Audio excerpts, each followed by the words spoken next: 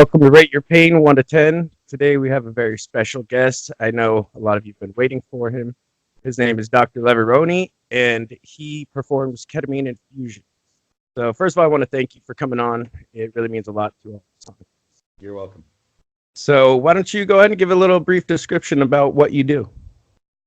I'm a board certified anesthesiologist, and I have been providing ketamine infusions as part of what I do for in my profession for chronic pain and for depression for I actually don't remember how many years. That's a good sign. I started doing this with a practice in Los Angeles, California, and working in conjunction with some very high-end, cutting-edge pain specialists in a very large clinic. And we based our treatment initially off of Dr. Schwartzman's treatment in Pennsylvania. Okay. As far as we know, we were the first ones to do it west of the Mississippi at the very least. Wow. And then over the years, we refined our protocols for mainly for pain. The depression protocol is still fairly new, and it's more or less cut and dry, but the pain protocol we refined for all kinds of reasons that I'll get into later in some of the answers to the questions. Okay. And then, as you know, life happens, and I decided to move my practice up to the central coast of California. I still provide both pain and depression. Lately, the majority of the patients that have been contacting me are depression patients, but I still do pain. Okay. I have a website, just ketaminetherapy.com. It's real easy to remember. Mm-hmm. It's a very, very informative, I think, informative website. Good. For patients who are seeking relief from either pain or depression. Thank you. And it's not fancy, it's not pretty, but it's got important words in it. Mm-hmm. And so I've been doing this for a very long time, and I understand the mentality of the chronic pain patients, and I do what I can to try and help as much as I can. That's awesome. Thank you. Okay. Well, I'm going to just kind of go over the questions. By the way, these questions are all provided by the viewers out there. So I'm just going to kind of go down in order that they were sent to me or that I pulled them off the website anyway. So we'll start with the first one, which is a pretty generalized one. How does ketamine work with RSD? That's a very complicated answer, but I can kind of simplify it for most people. Okay. RSD, of course, stands for reflex sympathetic dystrophy.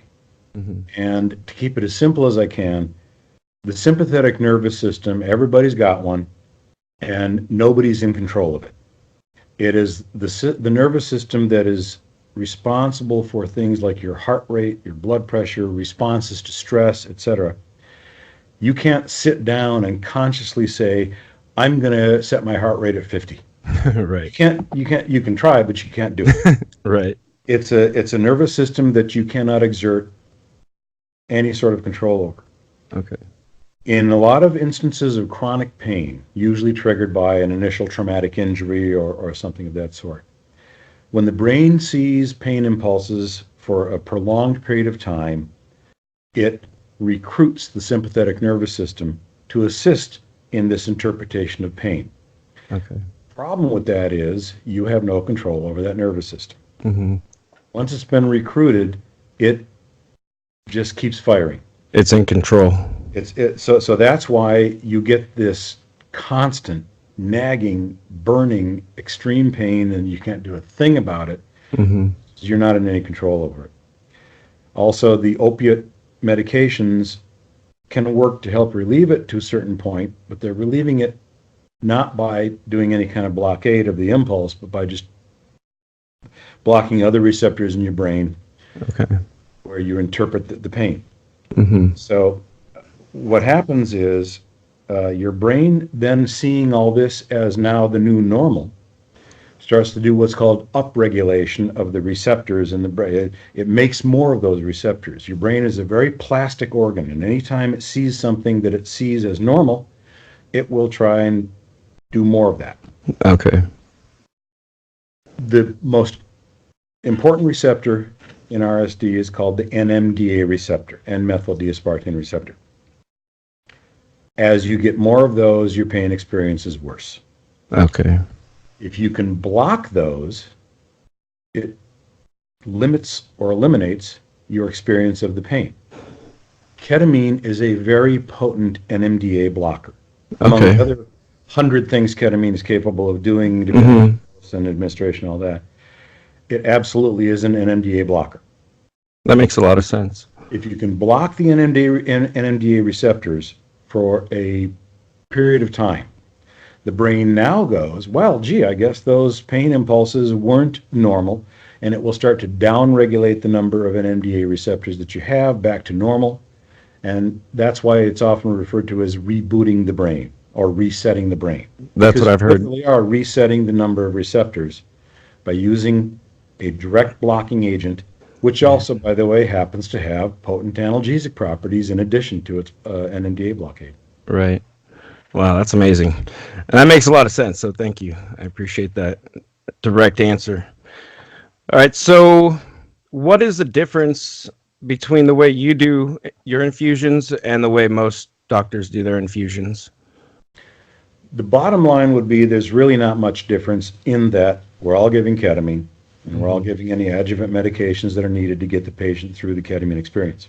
The biggest difference with the way that I typically do it, and I'm not saying I do this on 100% of the pain patients, but one of the issues that we identified probably 15 years ago was there's not a lot of pain patients that have the financial wherewithal to spend 10 days getting infusions at a cost of somewhere between $20,000 and $30,000. Right. That's just ridiculous.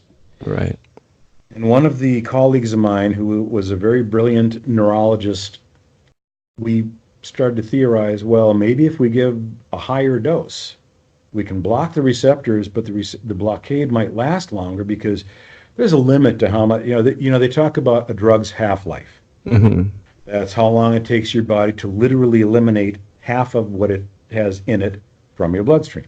And typically we say it takes about 5 half-lives for anything to be completely eliminated from the bloodstream. But there is a point, there's a limit point, because all this happens with enzymatic reactions in the liver and excretion by the kidney. There is a limit to how much your body can eliminate in a particular period of time. And if there's more of it there than your body can handle, then the half-life theory has to be somewhat altered. So we theorized that if we gave really high doses, safely, under proper conditions, patients would essentially have, for all intents and purposes, an ongoing infusion for at least 24 hours, even though the infusion stops after 4 hours. So we started giving patients increased doses, higher and higher doses, and we were finding we were having remarkable results as far as relief of the pain. Now, take that with a grain of salt, though, because you also have to remember if you have a lot of ketamine on board, it has analgesic properties. Right. So you get an immediate relief of some or all of the pain just because of the ketamine being. Right. But our goal was to keep enough ketamine circulating in the body to continue the NMDA blockade and thereby cause downregulation. And we started discovering that we were having a lot of luck with patients who could really only afford 1 day of our treatment, giving them really high doses, and they felt the effects of it for a day or more afterwards, but then they'd call us and tell us, I'm completely wide awake now. I mean, I have no issues, no ketamine left that I can feel in my body, and I'm not having any pain. Wow. So we were having very good results with that, even with people that had, I had one patient, she'd had a 22-year history of RSD, 24/7. 22 years. She had surgical sympathectomies done, didn't do anything because even though it's recruiting the sympathetic nervous system, it's very much a brain phenomenon.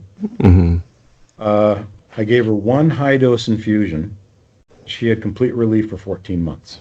Wow. Now, that's not everybody, but we have a lot of cases like that I can give general descriptions of people that get a year or more at a time of relief from one infusion. Right. Dose that I give in those high-dose infusions, on average, I would say it's about 1,000 milligrams. And the lower dose people are giving 100 to 200 milligrams a day. So we give 1,000 milligrams, and I've given the patient that you had on of mine who said my name out loud so I can Andrea. I can say who she, Andrea. Right. The highest I ever gave her was I gave her 2,000 milligrams in one 4-hour infusion.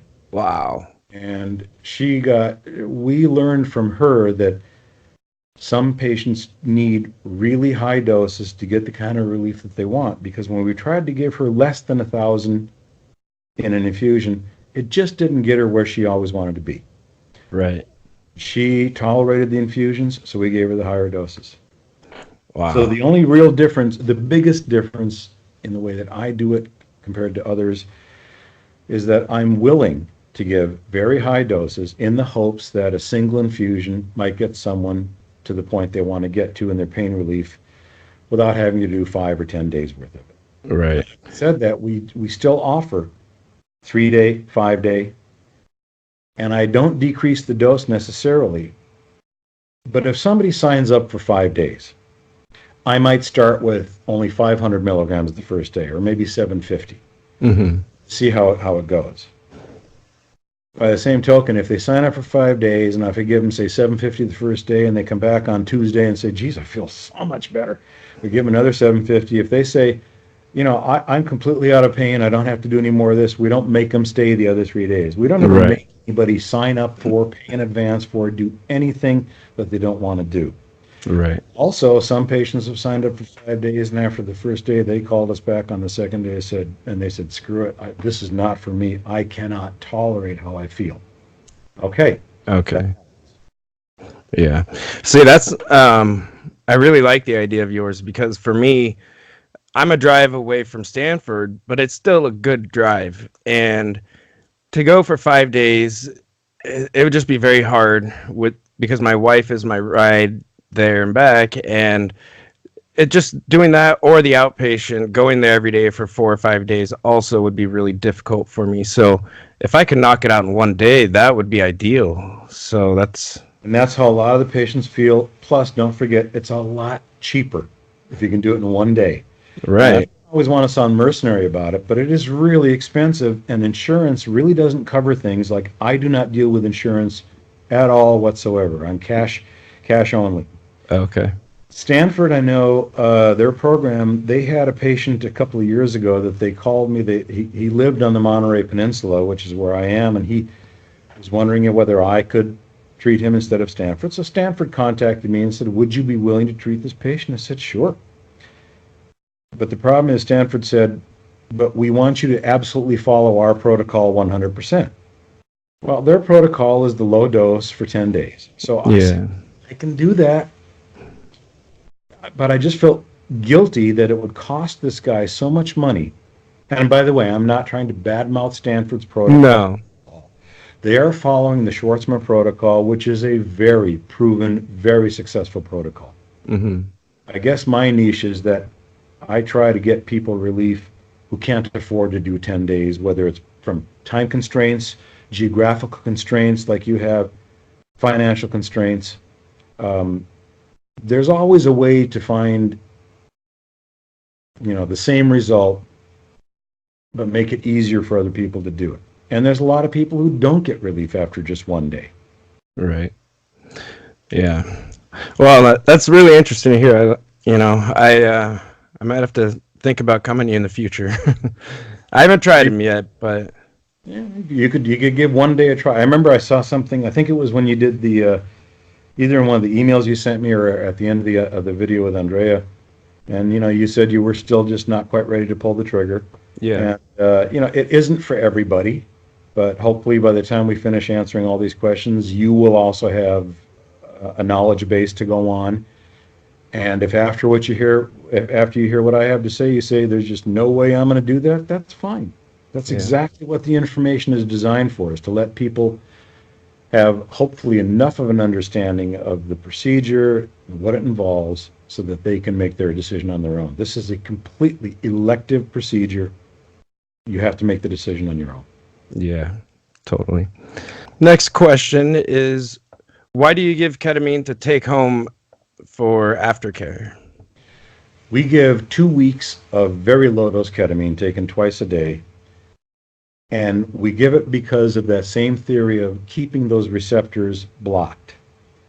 The initial very high dose that we give is going to block those receptors for quite some time.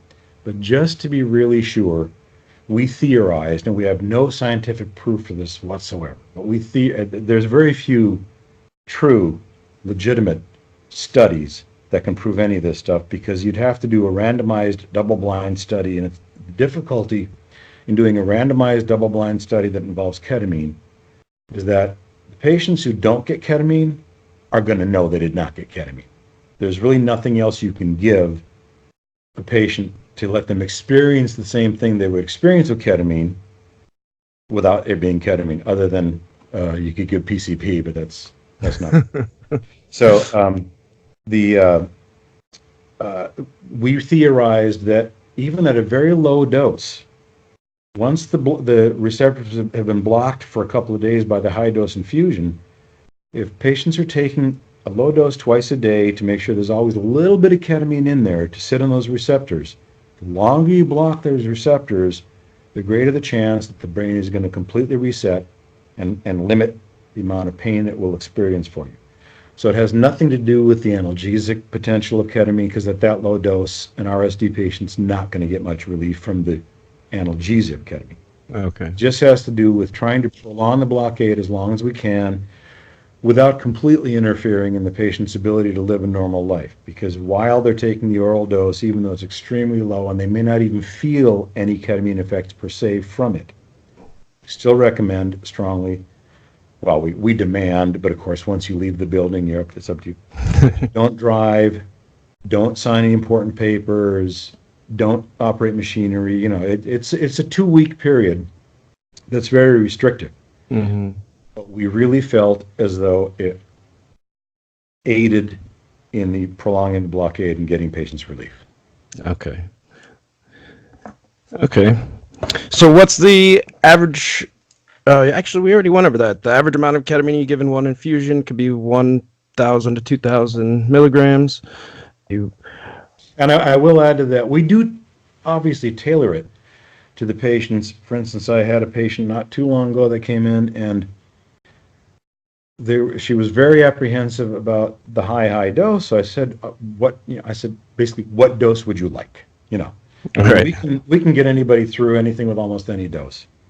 And she stated a very low number, so we gave her the low number, and she did fine. And then we ramped the number up in the subsequent infusions.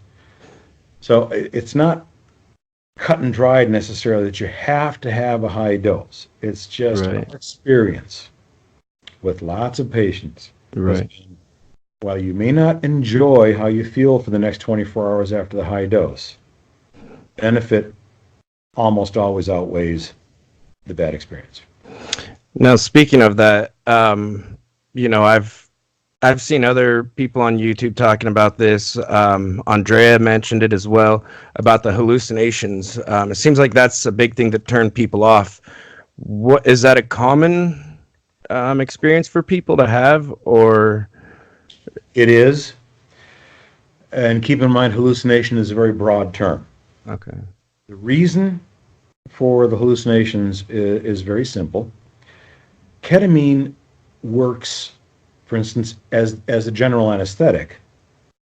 It does an awful lot of things to the brain, but one of the things that it starts doing even before the full anesthetic dose has hit is something called dissociation. It actually makes it so that your brain sort of does not acknowledge that it's in a body.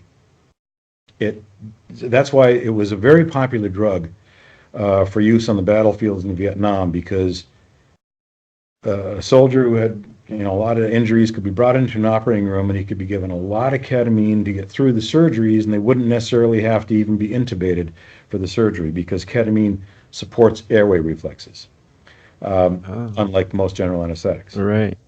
And so they would actually have their eyes open during the surgery, but they would not really know that their leg was being amputated. Wow. So it's a dissociative effect. But when you're not having a surgical procedure done with that dissociative effect, you may look at your hand and wonder, I wonder whose hand that is, because you don't realize you're raising your hand up. Right. Wow. And the brain doesn't like things to be what it's used to. So when the brain sees something that doesn't quite match what it's accustomed to, it tries to make sense of it. So the brain will sometimes let you call on memories and things to try and reconcile what it's seeing. Okay. So, for instance, I had a patient once, many years ago, who was an elderly woman, long history of pain. But anyway, we gave her a high-dose infusion. And at the end of the infusion, myself, all the nursing staff were there with her as she was emerging back into normalcy. And she looked at me and she said, "Oh my gosh, you were Tigger from the Disney." Right. And that nurse was a giant flower with petals coming out of her head. Well, this woman's a grandmother, and she was reading bedtime stories to her grandchildren every night. So her brain, in order to try to make some sort of sense of what it couldn't figure out, Yeah. conjured up the bedtime stories.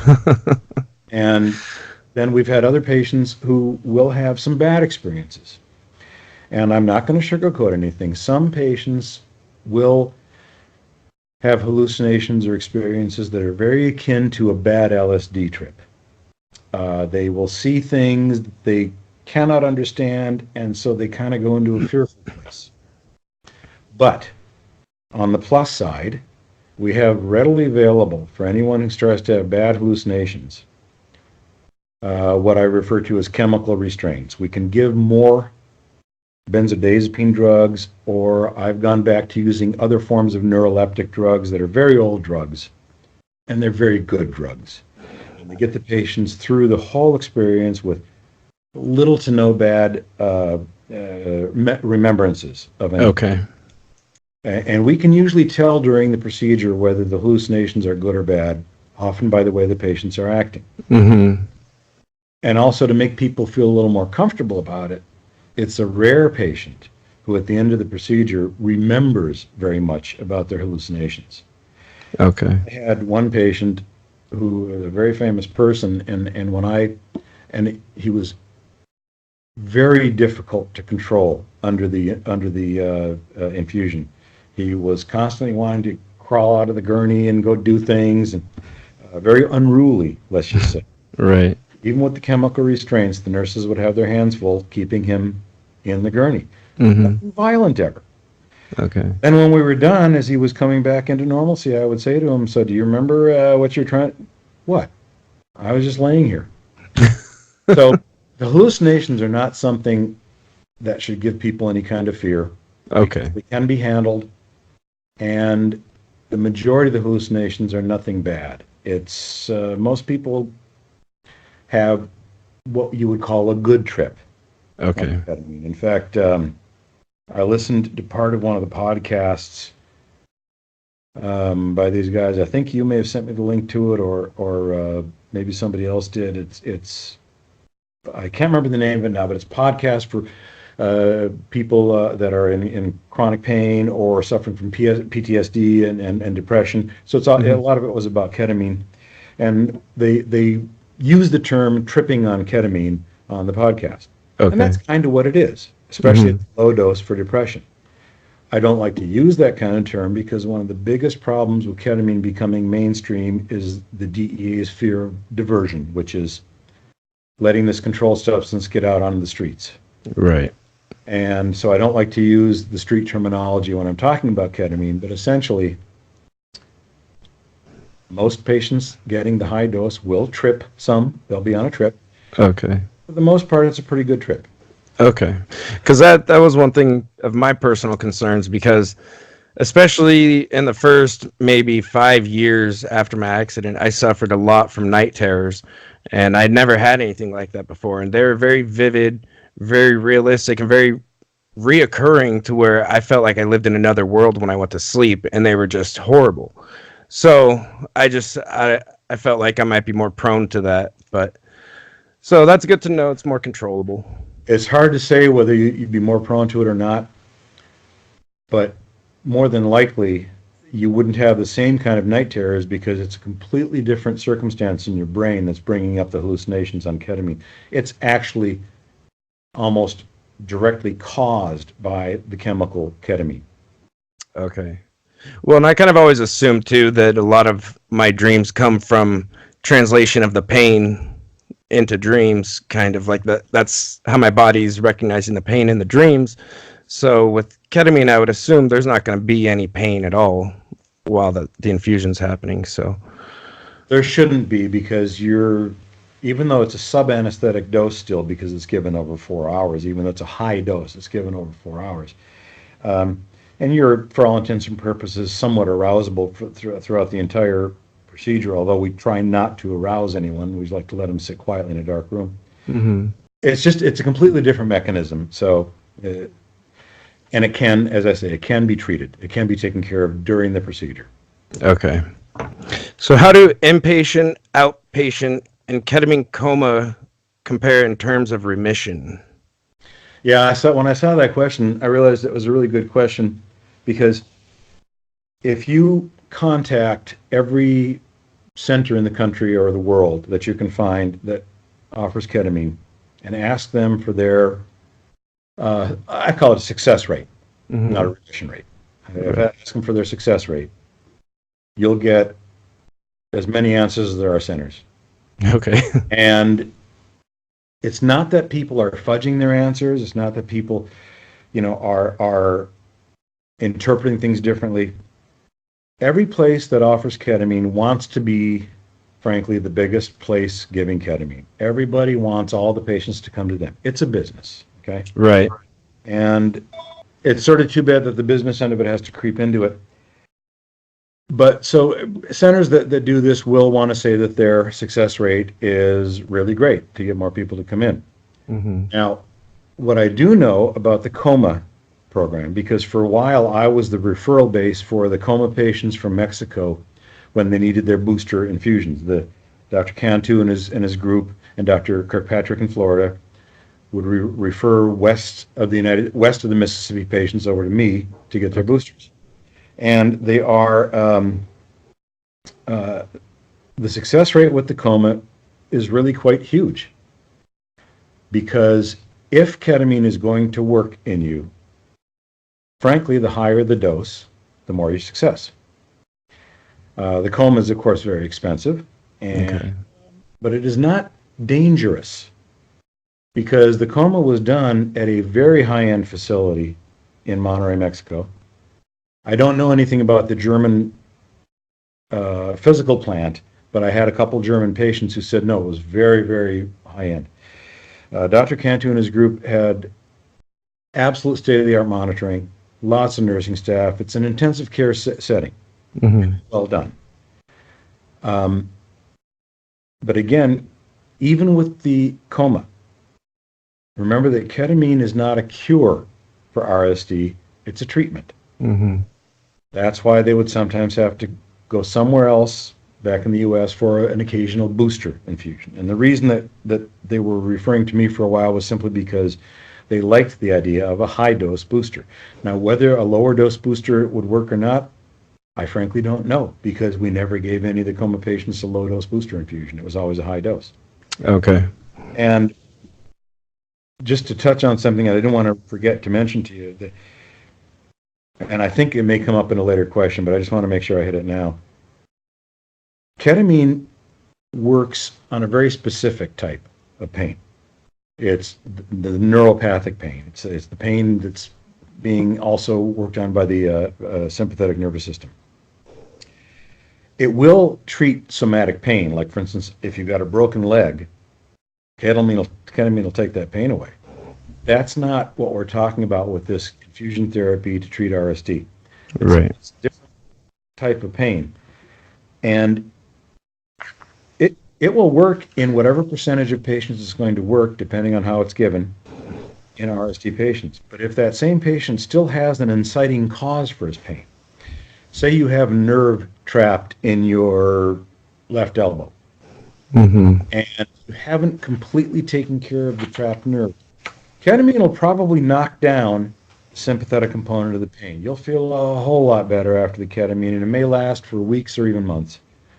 But if that inciting cause is still there, it's going to return. Yeah, The that chance makes a lot of sense. is really slim.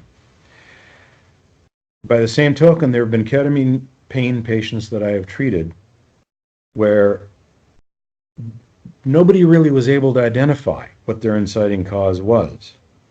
Now, because they were in such tremendous pain, and as you probably know, when you're having a flare-up of your RSD, almost anything can just feel like the worst pain in the world. It's just really terrible. Yeah. So it would be impossible at that point for a pain specialist to determine your inciting cause.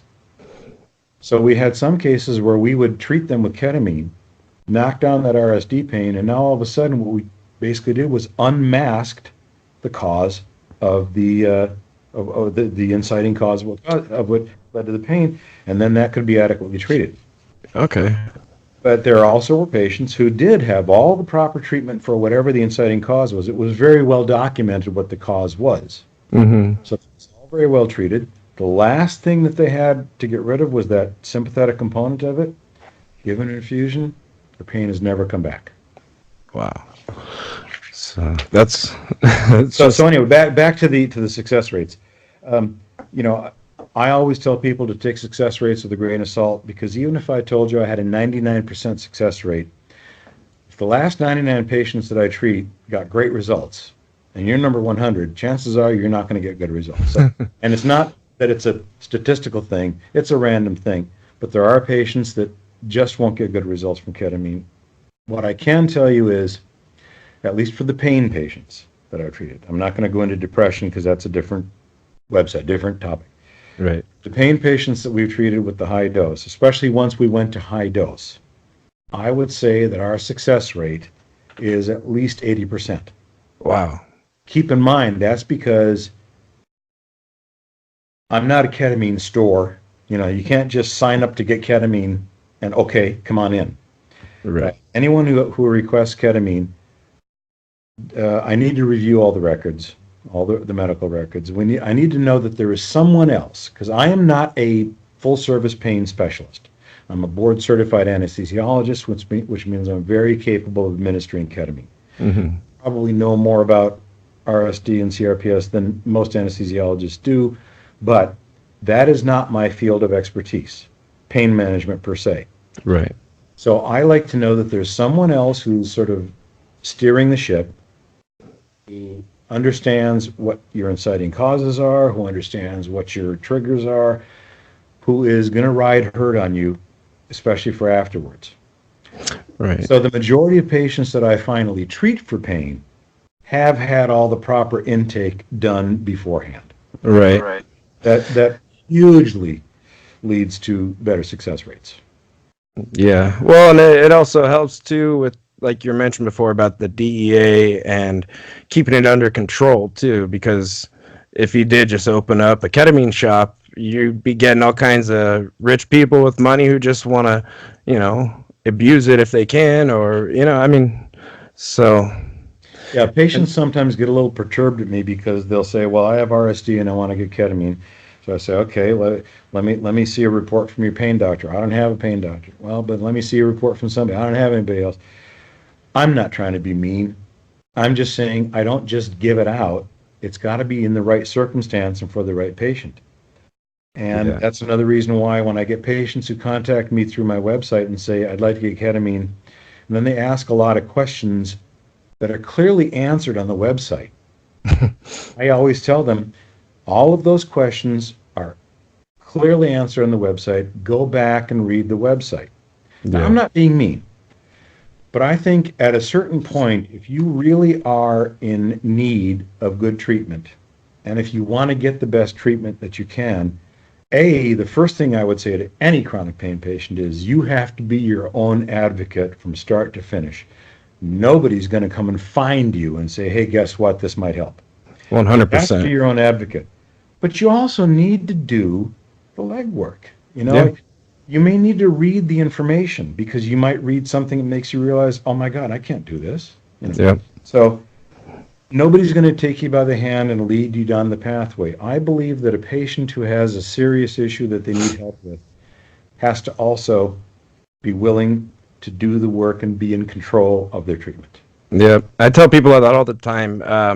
Even my brother, he just got diagnosed actually with rheumatoid arthritis, and trying to get that up to that diagnosis was just impossible because he was getting, they're saying things from cancer to all different kinds of, diagnoses. And he was getting frustrated. And I said, look, you got to do all that legwork yourself. You have to be your own advocate. You have to push to get these appointments. You have to do it all yourself. And unfortunately, it's hard when you're someone who's disabled or in chronic pain. But no, like you said, no one's going to do it for you. I mean, unless you got a great, wife or husband or maybe. But yeah, you just But got even to. still, and part of being your own advocate is if you don't find the kind of answers that you're looking for, say in your let's say you live in a big city, at your big university hospital there, start looking in some other cities. I know from experience there are some very strong regional differences in the US on how certain things are treated. But just because you live on the West Coast doesn't mean you can't go get your treatment at the Cleveland Clinic or on the East Coast.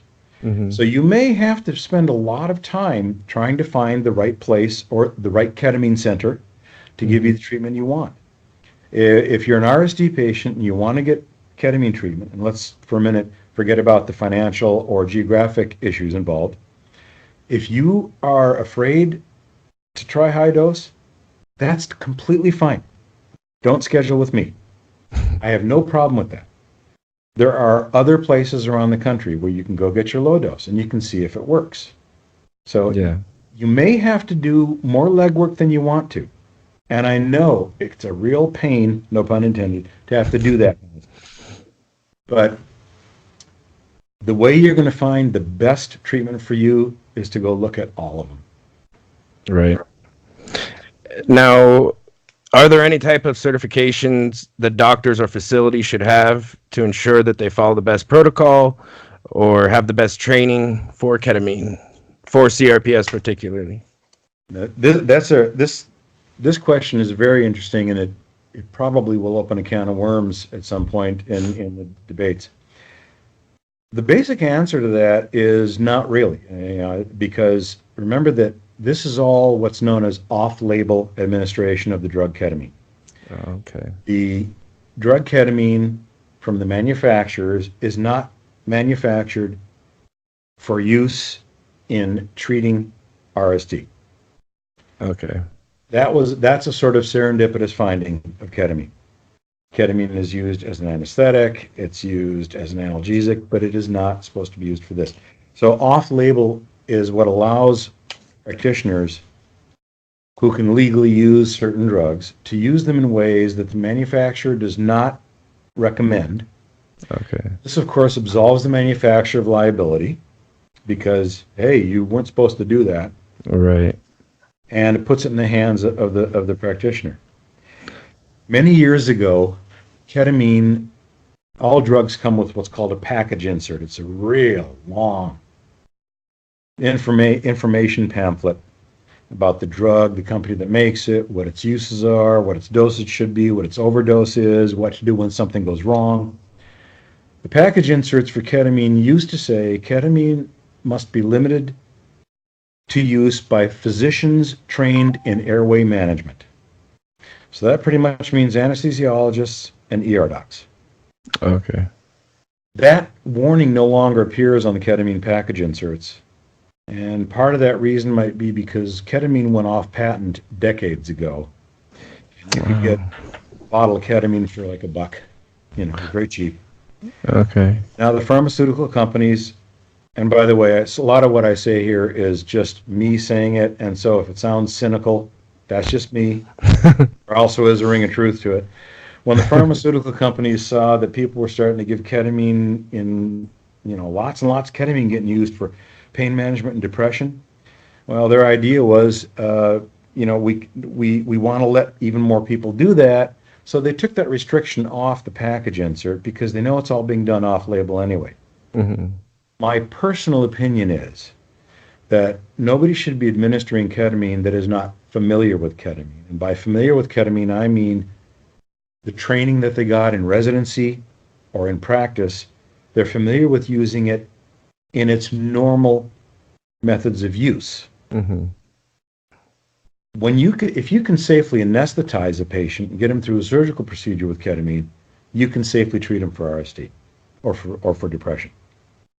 Or as ER docs go, if you can safely give a high dose of ketamine, a big slug of it IV to intubate somebody whose heart can't tolerate standard sedative drugs, if you can get that done pretty safely, then you're familiar enough with ketamine and with its side effects and its negative effects that you can probably handle giving an infusion.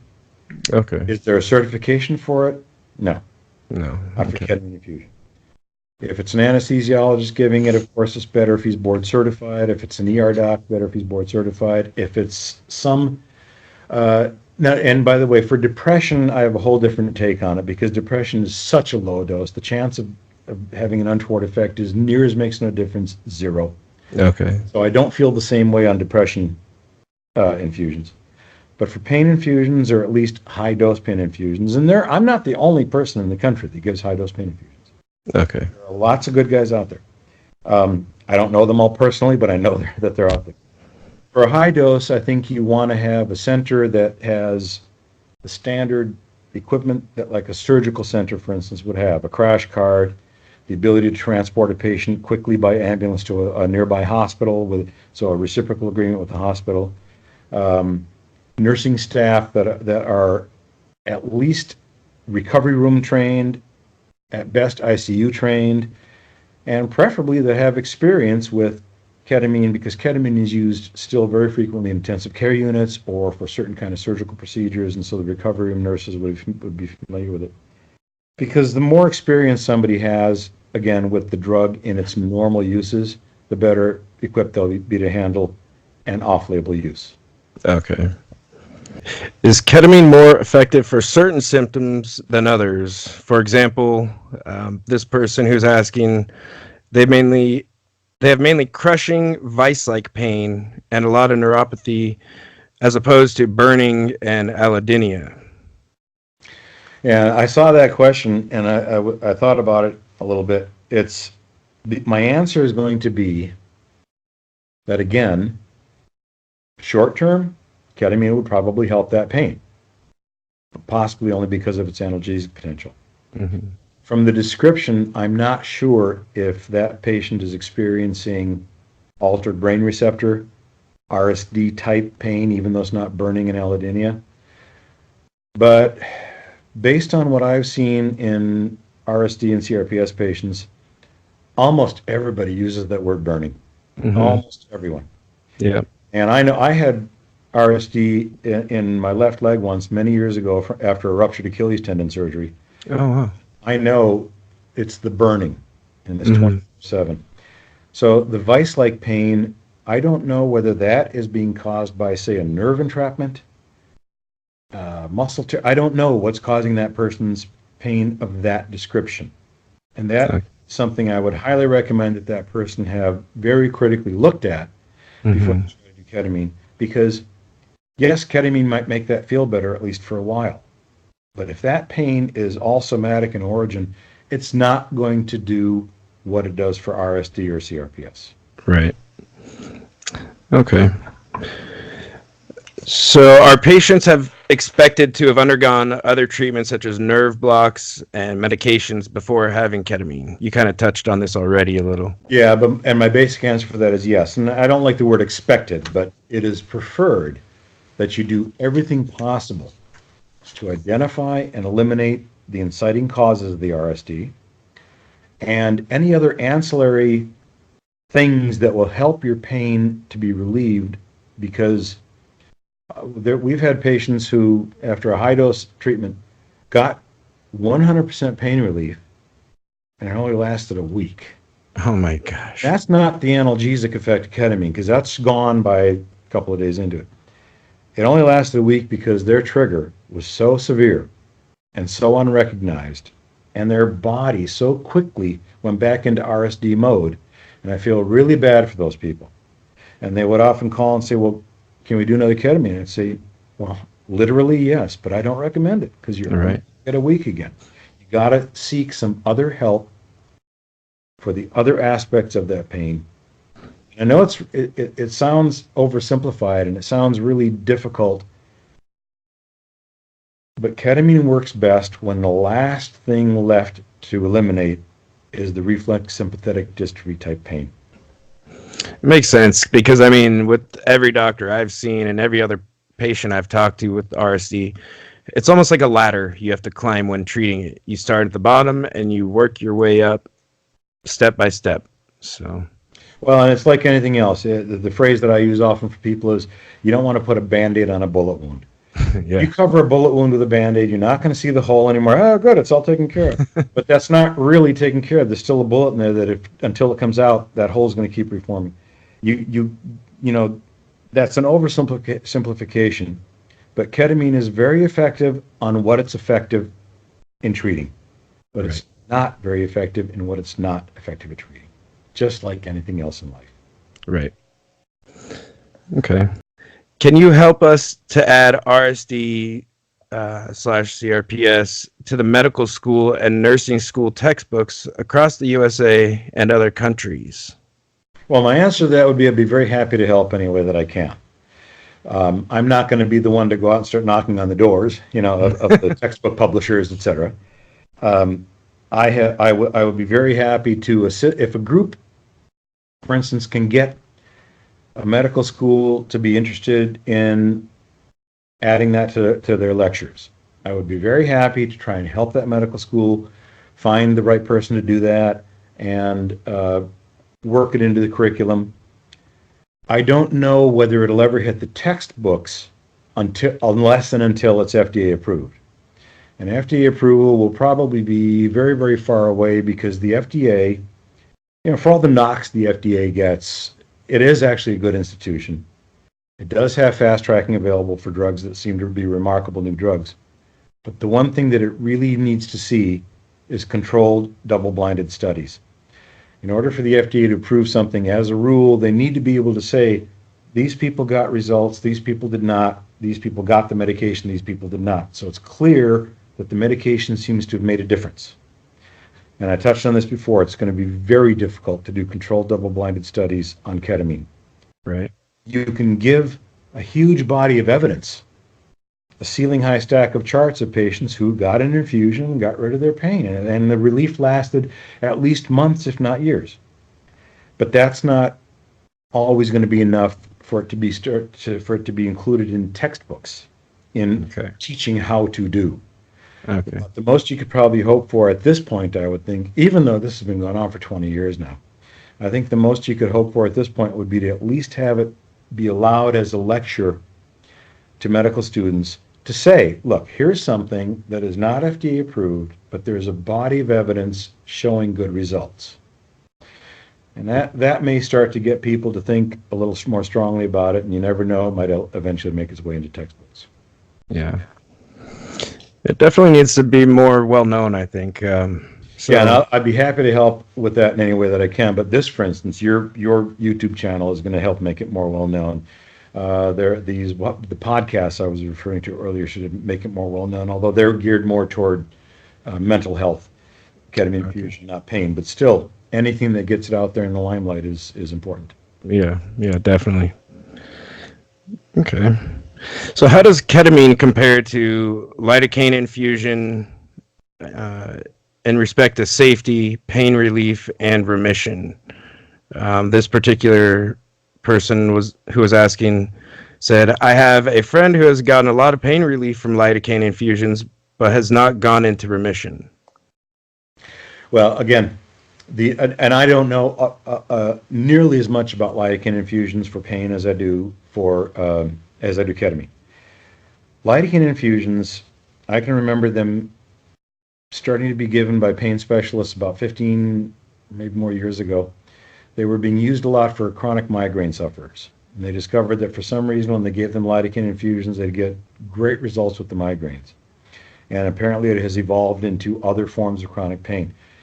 One thing you have to remember is when you have a lot of chronic pain patients seeking relief, there will likely be people out there that are willing to do, as it's colloquially referred, throw everything at the wall and see what sticks. So lidocaine was tried and it got some good results. Lidocaine works in a different way from ketamine, not altogether different, but a somewhat different way from ketamine.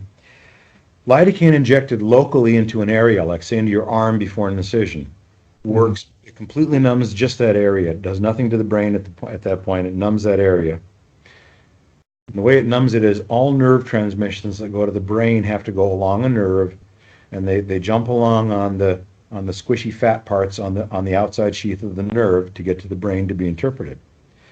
Lidocaine, and in order to do that, they have these little channels where sodium and potassium go in and out to allow the nerve's impulse to propagate along. Lidocaine blocks those channels from opening, so the nerve impulse just stops dead. It can't even get to the brain. Okay. And it is thought that lidocaine, by slowing down transmission, can help with RSD-type pain. As far as I know, and I may be completely wrong, but as far as I was able to glean from the things I saw on the internet, lidocaine does not block the NMDA receptors in the brain. But at the very least, by limiting the number of impulses getting to the brain saying pain, that may help to reset the brain. But I'm not aware that it works like ketamine by specifically blocking the receptors in the brain to let the brain reboot. Okay. And so I have to confess my ignorance about lidocaine infusions. I've never given them for pain. It makes a certain amount of sense because of the nerve transmission interruption. And as far as the safety of it, well, anything given by somebody that's familiar with it and that knows what to do and knows when not to do something is very safe. Mm-hmm. Lidocaine may have a little additional bump of safety over ketamine, and that lidocaine is one of the drugs used, for instance, when your heart goes into a dysrhythmia. Certain dysrhythmias can be, you give an injection of lidocaine IV, the dysrhythmia goes away. Oh. Ketamine actually raises heart rate and blood pressure a little bit, and it lowers the seizure threshold in the brain. But again, any drug under the right circumstances has a high level of safety. Any drug under the wrong circumstances has a very low level of safety. Right. So I remember a pharmacology professor once said to me, if aspirin were discovered today, it would be a controlled substance. So Really? yeah, because aspirin, people aren't aware of of a lot of the bad things that aspirin can do to you, especially if you take too much of it. Mm-hmm. And that's what controls on substances are meant to do. They're meant to prevent people from having bad outcomes. Wow. That's interesting about that aspirin. I'm going to have to look more into the bad aspects. I know there's some, but I'm going to have to look more into it now. All right. So who is the best candidate for ketamine infusion? For example, is it equally effective with warm or cold CRPS? For newly diagnosed or long-term CRPS patients? Yeah, I don't know that there's any difference whatsoever, and I can tell you that in my practice I've had patients who were diagnosed with CRPS last week. I've had patients that were diagnosed 20 plus years ago, and we've had success, the same percentage of success across the board with all of them. Okay. Well, that's good. Good to know that anyone with RSD is a candidate then. I mean, as long as you go through the right channels. Okay. So how long does an infusion take in a treatment day?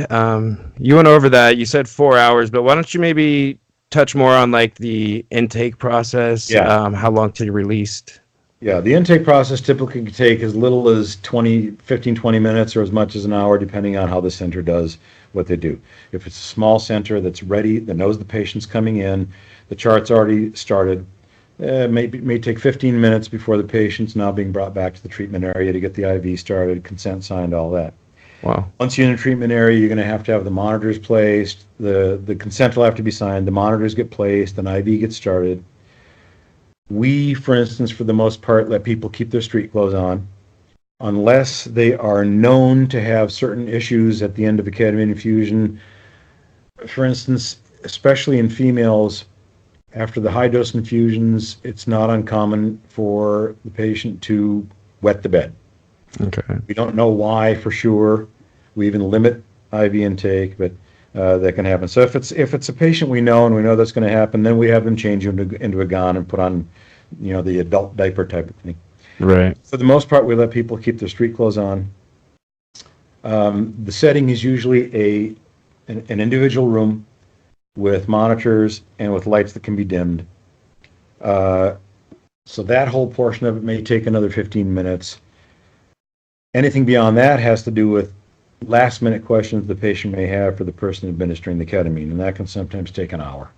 Okay. Usually it doesn't, because, like, at least for me, I try to make myself available by email to any patient that's coming in for any question they have.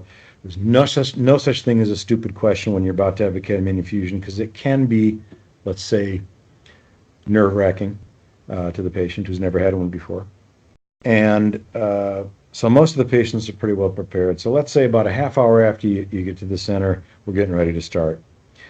The beginning phase usually is to give some of the non-ketamine sedative drugs. We usually give a little bit of midazolam and or Ativan, because almost every chronic pain patient is on benzodiazepine type drugs to begin with, and we know for a fact that helps ease the transition to the dissociative effect of the ketamine. Then we start the infusion. The infusion runs for 4 hours. More sedation will be given as needed for the chemical restraint aspect of things, but we try not to give any more sedation than we have to, because while ketamine is infusing through your body, it's got an interesting thing that happens. It actually has a little of an excitement component to the central nervous system.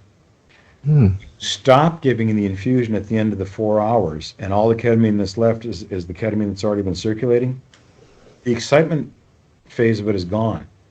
And all of a sudden, all those sedative drugs you got for the last 4 hours are left unopposed. I've had patients who, at the end of the infusion, went dead off to sleep for a couple hours. Oh, man. So we try not. We've been trying to tailor our sedation now to the point where obviously we want no discomfort to the patient whatsoever for the entirety of the treatment. But then we want the patient to be conversant as soon as possible after the procedure is over. And that aspect of it can take as little as an hour or as many as 6 or more hours. I have a couple of patients who I treat rarely, but on the day that they're treated, we stagger the nursing staff if we can to bring essentially a second shift in, because we know we're going to be there well into the evening. Okay. By the way we've tailored this treatment now over the last, especially the last 5 years in particular, most patients are able to get up and leave from the time they get to the center to the time they leave the center in one typical day shift of a center. By 3 o'clock in the afternoon, they're on their way out. That's cool. But another thing that patients need to keep in mind is when they're leaving the center, they are not the same wide awake person they were when they got there. That's impossible. There will be a little loopiness to their attitude. Most patients truly enjoy it. Their ride home might be very interesting because they will see things and not quite recognize them for what they were. But I've never had a single patient freak out in the car on the way home, freak out when they got home. No one has ever, I've never gotten an emergency call of, I don't know what to do, I can't control it. That's good. Most of the time, they just act a little unusual in a sort of happy and funny way. And the people taking care of them often tell me they had a really good time taking care of that patient for the afternoon. So the majority of patients, within an 8-hour period, they've been intaked, treated, discharged home. Okay, that's best not bad. Taking responsibility for bringing the patient home is not freaked out by a little bit of aberrant behavior, is very familiar with the patient and the patient's usual mannerisms, things like that. Okay. It's best not to have somebody who's a relative stranger take you home. Right. Yeah. And I think we've all seen those videos by now with people getting their teeth pulled, the drive home, their mom's filming their kid all loopy or whatnot. So kind of like that a little bit is what you're saying. It's similar. Most of the patients actually really enjoy the way they feel afterwards, which is not to try to market it to people who just want to go tripping on ketamine. It's just a fact. Right. It as it's starting to wear off, and it's not going to wear off fully that whole first day because of the dose we give. We've overwhelmed the body's ability to metabolize it, but it's continuously decreasing in effect over the 24 hours. And most patients find it actually just remarkably comfortable, and if nothing else, because they're getting the analgesic effect from the ketamine. And that usually makes people feel wonderful because the pain they've been feeling forever is temporarily gone. Right. I Yeah. also warn patients, don't judge the effectiveness by the first 24 hours. Wait Okay. at least 2 or 3 days before you judge how effective the treatment was, because you may get 24 hours or more of just pure ketamine analgesia. hmm That's kind of like when I would get the nerve blocks, they would tell me that too, like wait 24 hours before you really notice the effects of the nerve block, because that could just be the lidocaine you're feeling. Exactly. So, are you able to qualify for treatment if you have diabetes, ankylosing spondylitis, or rheumatoid arthritis? The answer to that question is yes.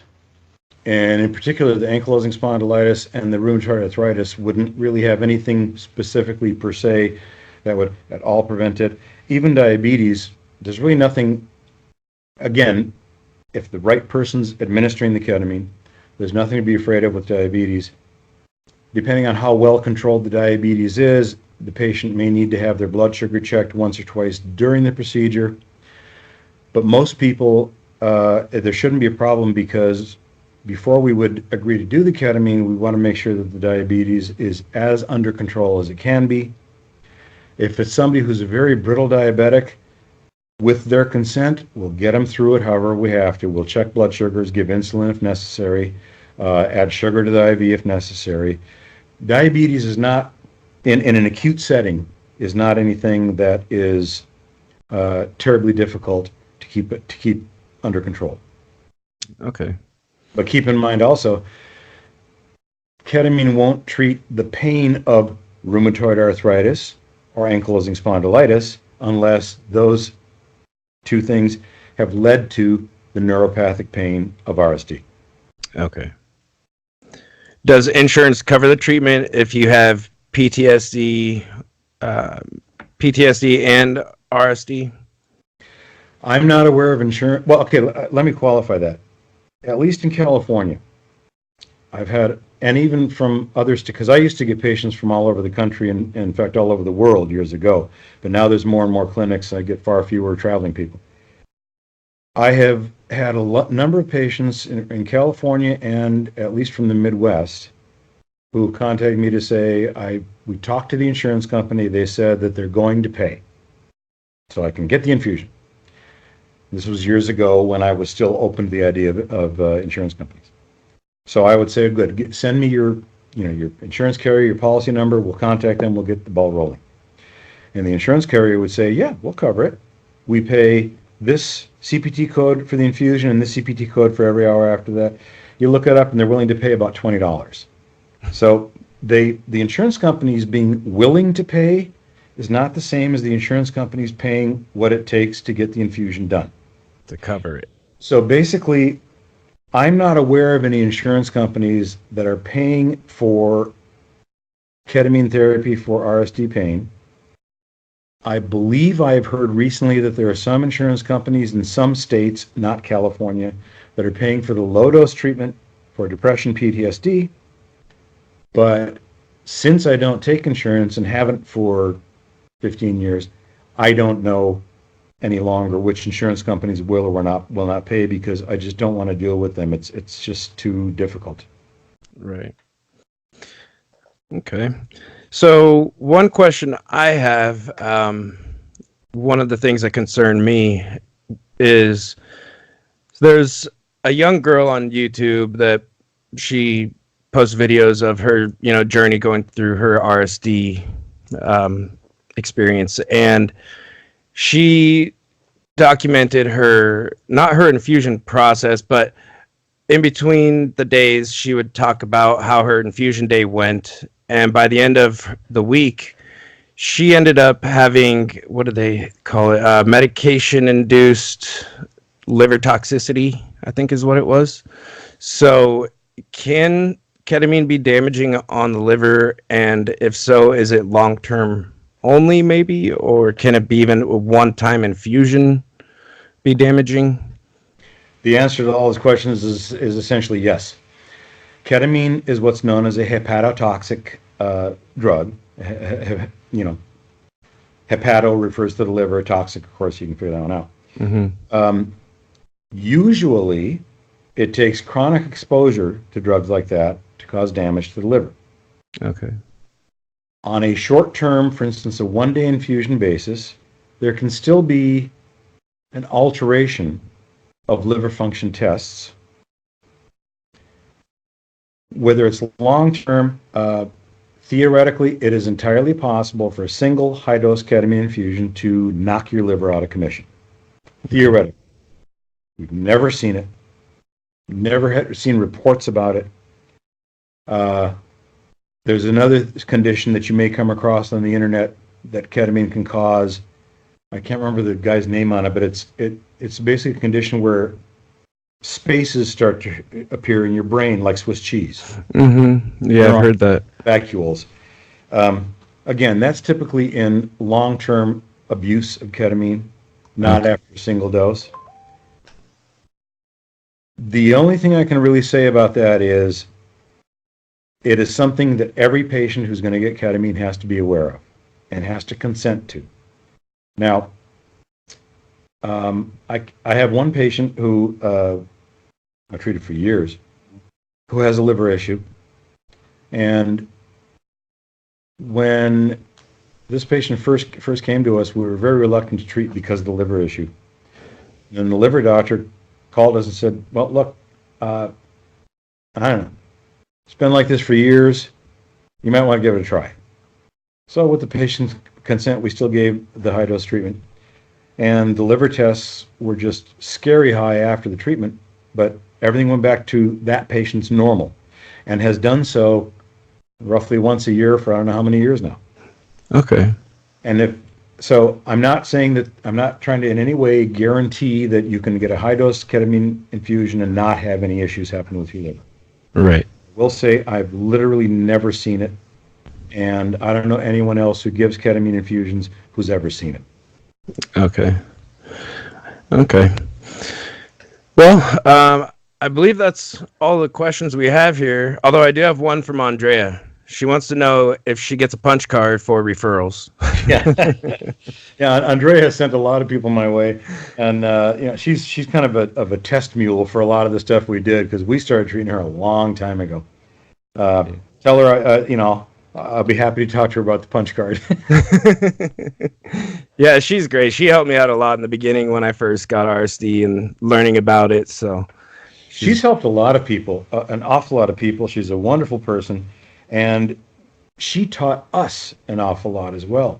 That's awesome. I don't think she'd care if I told the story. Early on, I think it was the second time we treated her, the second time we gave her an infusion.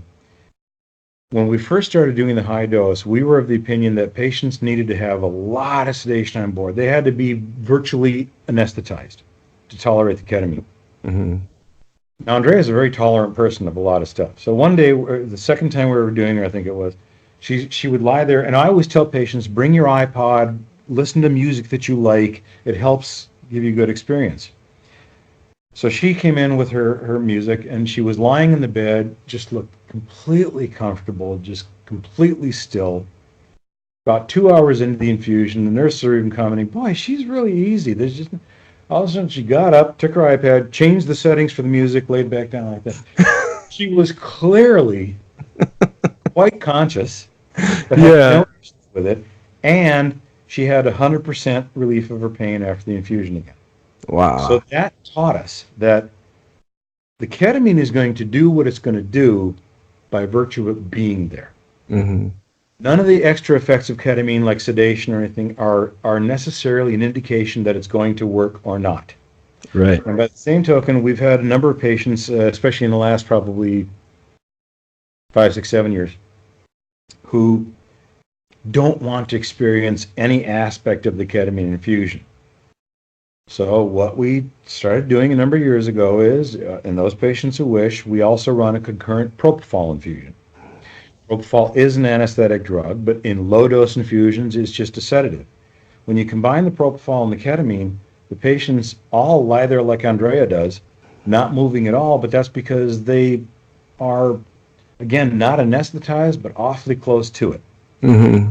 And there are some, I don't want to call them reports, but there are some practitioners out there who think you shouldn't give propofol when you give ketamine because they feel it'll interfere with ketamine's process of stopping the pain. Now, I've spoken with a number of experts in pharmacology about that, and every time I ask them that question, the first thing they say is, I don't see how, because they're completely different drugs that work in completely different ways with respect to what ketamine is doing for the pain. Not to mention the fact that I have a ceiling high stack of charts of patients that have had propofol infusions with their ketamine and got 100% relief of their pain. Right. So that, I don't think that has anything to do with it. You know, the ketamine effect on the NMDA receptors is purely a chemical effect. Yeah. Okay. Well, we've gotten some great info from you, so I really appreciate you coming on here and really breaking it down. I mean, I hope a lot of people walk away after watching this with a better understanding and a little bit better idea of whether it's right for them or not. So, well, I hope that too. And in case somebody missed something or there was something they wanted to have answered that wasn't, I would recommend that they look for all the websites they can find from practitioners who are offering ketamine and read the website, because there's an awful lot of information on a lot of these people's websites. yeah. I would also say take all those websites, including my own, with a grain of salt. You will get from this what you're willing to put into it. Right. And I'll include your website, a link to it in the description for this video too, so that people can go to your website and get all that info you have available. Yeah, and I'm always happy to answer questions. All the questions are answered free of charge. You know, on the website there's a separate email through the website that gets to me, and I'm always happy to answer people's questions. And don't take it the wrong way if my answer to your question is go back and read the website, because if it's on the website, I'd rather have you read the website than retype it again. Well, if they watch this video and they do that, that's shame on them. All right. Well, thank you for coming on. I know me and everyone else out there really appreciate it. And yeah, we'll have to stay in touch, and maybe I'll have to talk to you about coming and getting a treatment from you sometime. It's a process, and I'm happy to help you along the way any way that I can. All right. Thank you very much. Good luck to everybody. All right. Bye.